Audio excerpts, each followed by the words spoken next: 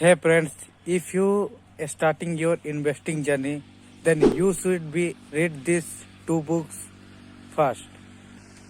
Because if you invest in yourself, in your mind, then investing is very easy.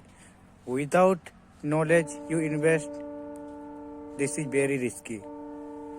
You should know if you in anything. If you invest without knowledge, it is very risky.